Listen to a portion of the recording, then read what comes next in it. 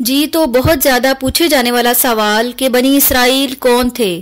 بنی اسرائیل حضرت یعقوب علیہ السلام کی نسل سے تعلق رکھنے والی قوم تھی۔ بنی اسرائیل کا مطلب ہے اسرائیل کی اولاد، اور اسرائیل حضرت یعقوب علیہ السلام کا دوسرا نام تھا۔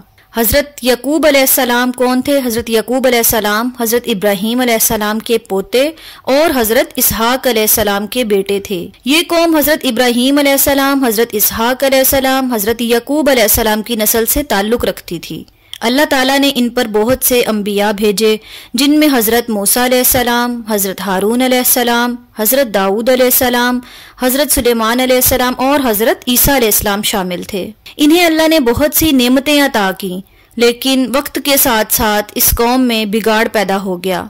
انہوں نے انبیاء کی نافرمانی کی اور کئی بار اللہ کے عذاب کا شکار ہوئے۔ بنی اسرائیل مسلمان تھے، مگر ان میں شرک جیسی عادات بھی تھیں، کیونکہ وہ یہودیوں کے ساتھ رہ چکے